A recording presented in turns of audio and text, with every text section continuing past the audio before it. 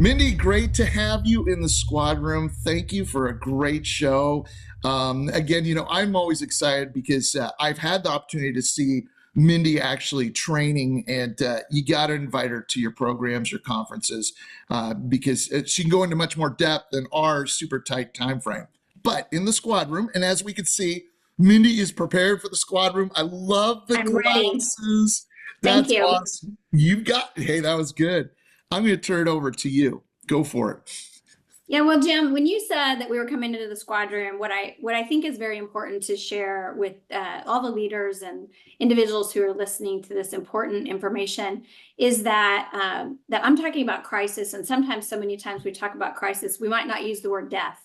Yeah. And if death is part of that crisis, which was what happened in my situation where I lost my father and son, so it's a very heavy topic, and it deserves to be a heavy topic for as long as the people affected feel that it needs to be. But I want you to know that at some point in time there needs to be some levity, and that's why I put on my fun shades and came on a little bit differently. So I know that I was very serious when this happened. I know that frequently I get very serious because it did happen. We lost their lives, and it touches me all the time.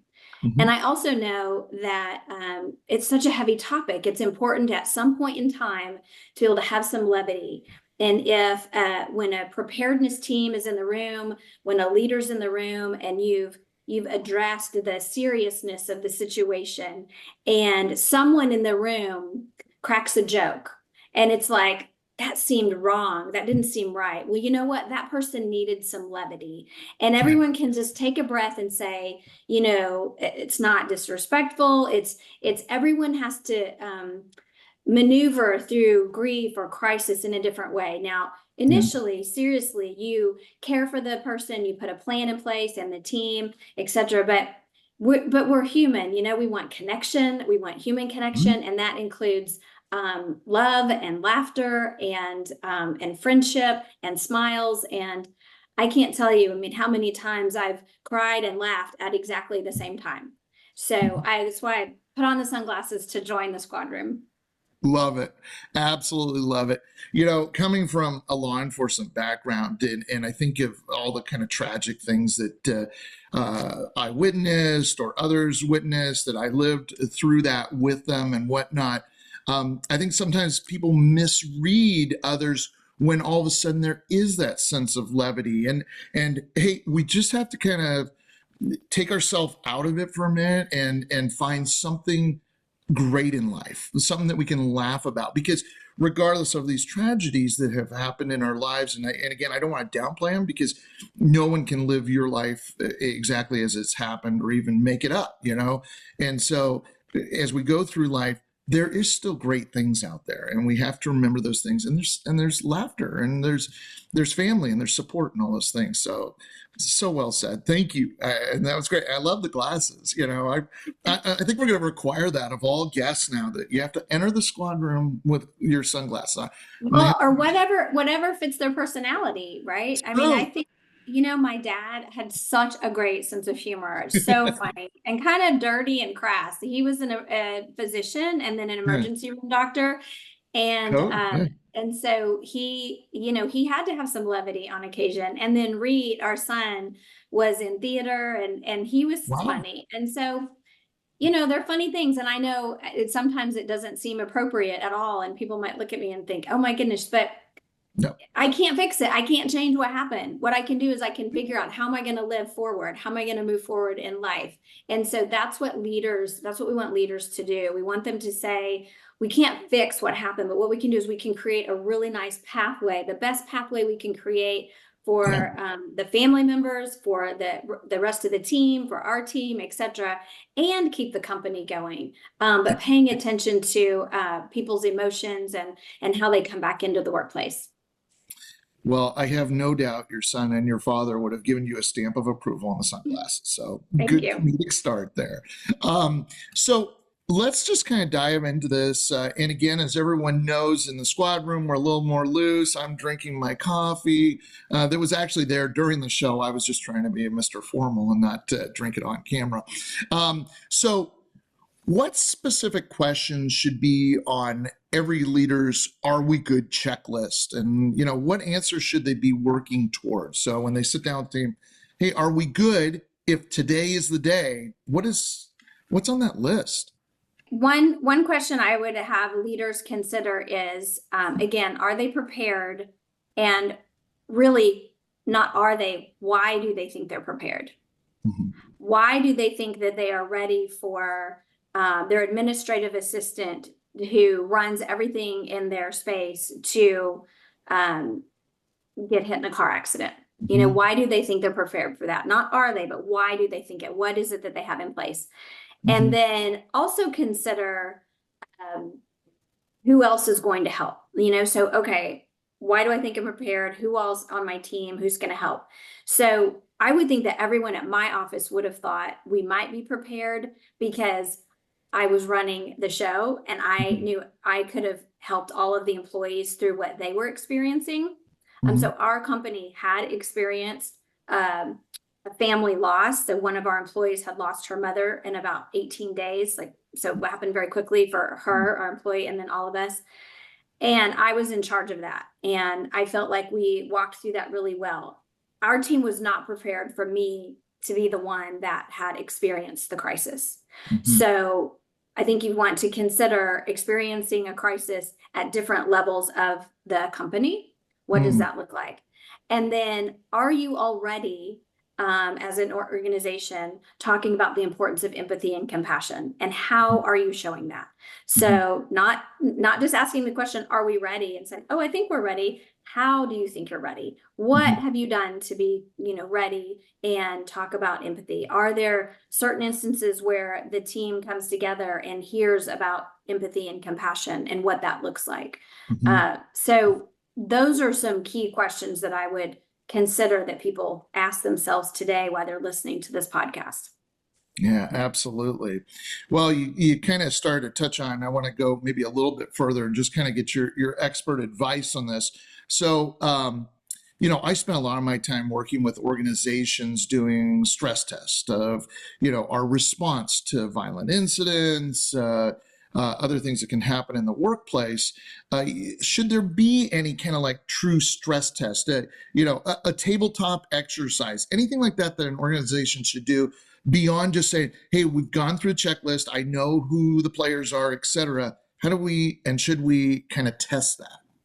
Yeah, so like setting off the alarm and saying there's a fire, what are we, and make everybody practice it. Yes, I think there needs to be a practice in some fashion. There needs to be a physical practice situation with different people in an organization at different levels. Again, the administrative assistant, their supervisor, some middle management, and then leadership. What happens when someone from leadership is completely not available for whatever reason. So Mhm. yes, I think that is helpful because right now what I'm seeing is there's really no clear pathway for workplace reentry, other than go to HR, Mhm. just go directly to HR and they'll hand you the information to their employee assistance program. Mhm. That's what happens. And they might have something that they think they have in place. They might send flowers, they might do something immediately, they might have a special lunch, but that is not going to stretch your colleagues and your employee who is directly affected or the colleagues who are affected longer term to help them want to stay with your company, to stay with your organization. So I don't know if people realize that are listening that over 50% of us will consider leaving our workplace if our crisis is ignored or just not addressed. Mhm. So Yeah. if our crisis is not addressed, then we can't have our story in that workplace. And if I can't have my story where I work every single day, why am I going to be there? Mhm. So people would consider leaving. And then there's a huge problem with absenteeism and presenteeism. So we know what absenteeism is. We're simply not available. We're not there. There are 20 extra days taken by everyone working. That's the average taken Mhm. when someone has a death in their family. So you take an extra 20 days. Mhm. Maybe those are absolutely needed. Maybe they're needed because someone's being ignored in the workplace and no one in the workplace is saying to them, hey, I'd love for you to come in, work half a day, let's go to lunch and talk about what's happened in your life, etc. If that happened, then maybe all those days might not be taken. They might be able to re-enter better. That's absenteeism. Presenteeism, Jim, is when we show up at our desk and we're so foggy brained, we just sit there, we can't really do anything. And you know what happens, Jim? We make mistakes. Yeah. So that is horrible. So insurance companies, financial companies, etc. I mean, when we're dealing with numbers and that type of thing, that's very situational and difficult when someone is foggy brained and they're not present because they've got all these things that your body physically changes when you're in crisis. You know that. Yeah. The cortisol changes, our hormones change, etc. So it's not just that we have a simple, and I say this lightly, foggy brain, but we have a foggy brain because everything in our body is changing when a crisis happens. And so to be expected that we can just come back to work in such a quick amount of time, 3 days bereavement, maybe it's 5 days bereavement, and come back and be able to get back to work is really insane. And to not give a stretch, again, a longer runway, a longer pathway for workplace reentry. Yeah, absolutely. One of the things I'm pulling from this conversation, among many things, because it's an eye opener for me, and having been there, kind of done it in the sense of leading through this. It reminds me, and I hope everyone is taking note of this, and this is not just top level, this is the entire organization, is you can't just ignore it, because I've seen that in this world where leaders, again, at all levels, I'm not saying it's just the CEO level, at all levels, where they're almost at a point of like, I don't know what to do, so I'm just going to ignore it. And I'm going to hope that this individual will say something if they need something, but I'm just going to ignore this. And I think, correct me if I'm wrong here, but I think that's the wrong approach, right? I mean, we want them to become engaged and to think this through, and certainly think it through in advance, right? Absolutely. And so let's say I don't know what to say to someone, and someone has come back into work and they've lost a parent or a child or a spouse, and I don't know what to say, and I don't want to say the wrong thing.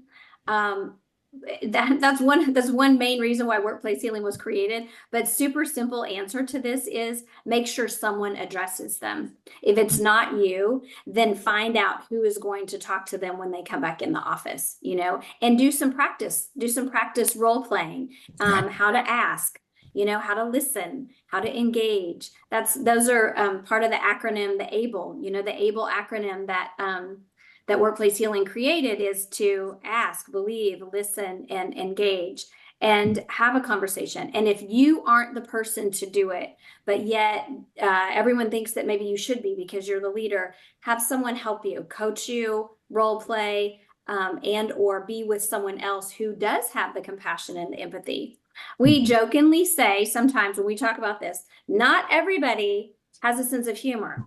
Not everybody wants to carry the Kleenex or hold hands with someone, right? Not everyone has that. We're all very different as humans. So figure out in your office space who's compassionate, who's the humor person, who wants to order lunch, where do people want to play a role in helping bring Jim back into the workplace? And that's how the preparedness can really happen. You can have those conversations before this happens. Who's going to play which role? Yeah. Powerful stuff. So let's just kind of, I think we could probably go on all day with this conversation, and I've monopolized a lot of your time, and I just so much appreciate this. But I want to kind of wrap it maybe with this question. We'll see if it branches into something else. I'll try to stop because I am a talker. But what would you say, kind of looking at the big picture as we have our viewers, our listeners out there? What's the most impactful change a leader can make today to prepare their organization? Like, kind of just the big picture here of advice from Mindy of what do we do? So I'm going to talk about this just in two quick channels, because we opened with the fact that 7 days a nonprofit was created, and then a for-profit workplace healing was created. And I'm going to focus on 7 days. What would people who are engaged with students and young people in their life what should they be doing right now? Yeah. Students and young people are all staring at their phones and their tablets. And what I would say is engage with young people in your space, whether it's your mosque or your temple or your church or the YMCA or Big Brothers Big Sisters or Boys and Girls Club. There's so many. Engage with youth and help organizations engage with youth and be a mentor. Show up for students and kids who might not have the experience that you had or did have or maybe you didn't have a great experience as a child.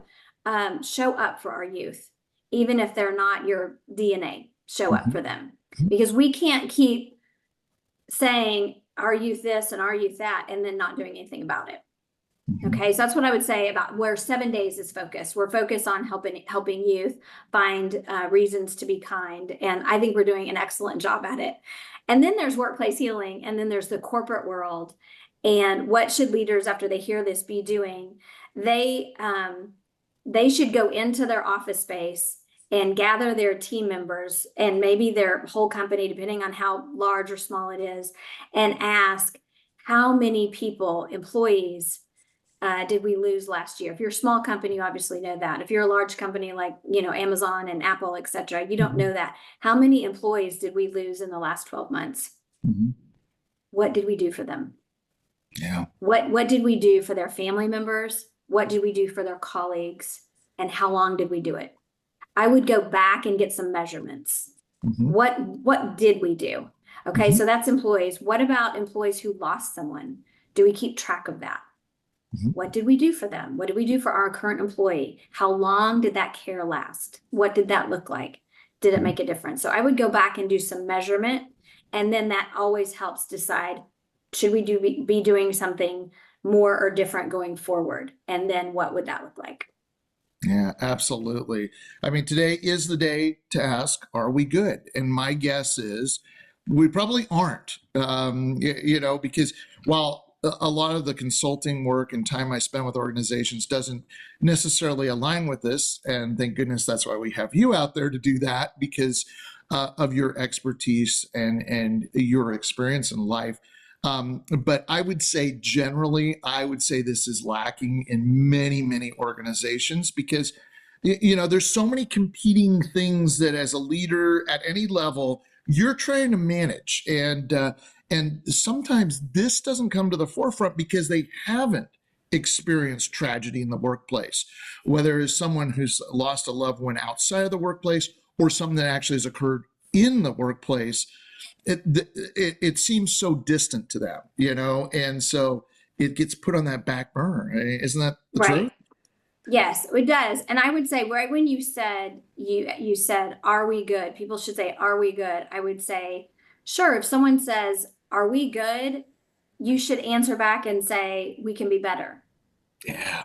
Yeah. And how do we be better? We be better because we shine a light on what we did in the past, and we say, was that good enough?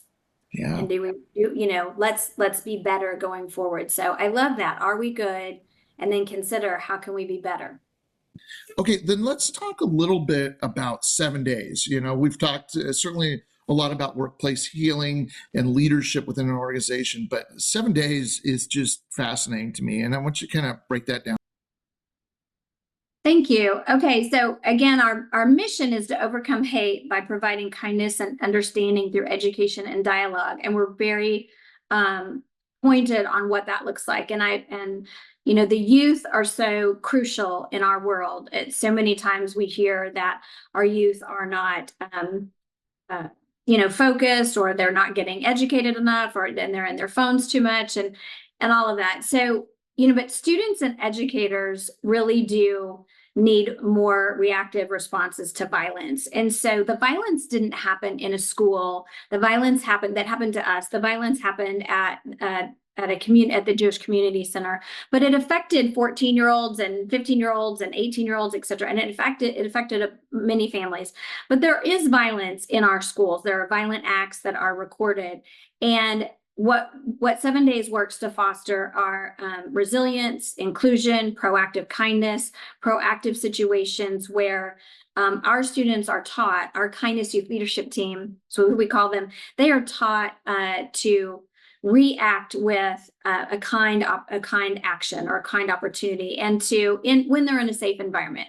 So I would definitely make sure and say that. So 7 Days has become a platform for students, high school students who are already doing something kind on their own. So they see a problem. Maybe it was that students need a clothing closet at school. And so we've had students say, I created a clothing closet at school, and that's going to go on. And so that's a ripple of kindness. And so we promote that when we hear students doing really well and kind things. So we give scholarships for that. And then we also have a kindness youth leadership team, and we mentor them on philanthropy, on volunteering, on how to step into a situation in a safe environment and be available to someone. So if they see that someone is alone, they want to help them belong, so they come together in a very diverse group. They're learning about one another. They're learning about each other's experiences and realizing that out in the workforce, they're gonna have those experiences. They're gonna see people who are from different walks of life. So much of what we do, Jim, is we're helping students prepare for adulthood, especially the adulthood that we have now in such a mixed environment of all of us being different. So that's what 7 Days is aiming to do. And we work with schools. We have business resources and school resources, and then we work directly with youth. Yes, I get asked the question almost every year when we host our 7 Days Kindness Week, and it starts March 31st this year. And people will say, why do we need to be reminded of kindness? I get asked that a lot. Why do we need to be reminded of kindness? And the best answer that I've come up with so far is most of us have flown on an airplane. And when we fly on an airplane, we are reminded every single time to take the oxygen mask ourselves first. So always put the oxygen mask on first and then help someone else. And that's what kindness is. Kindness is you're literally helping yourself and them. But when you are in an act of kindness and thinking, oh, I should help, that's what that means. It means helping yourself, helping someone else. But we have to be reminded, because there are new people being born every day. There are new people engaging in interesting experiences every day. And we want to remind them that kindness is just like breathing. So that's why I think kindness is so important. That is a phenomenal ending. And folks, we didn't even practice that or anything. No, we actually did not practice that. Yeah, right. Mindy, this has been just a great conversation. Again, just your courage going through this, and as the person who's not lived through this, it has impacted me. And again, because we've had this conversation before in person and whatnot. But I'm sure our listeners and our viewers also feel the same way. And thank you for being that voice that's standing up, talking about this. Again, as I mentioned a bit ago, is consider having Mindy come out and just talk to your organization about these very difficult conversations. You will be just absolutely impressed at what she can do for you. And I've seen it firsthand listening to her presentation. So, Thank you. Thank you, Jim. I appreciate that. Absolutely. Well, we hope to see you in a future episode, and thank you so much, and take care of yourself and your family. You're welcome. Thank you.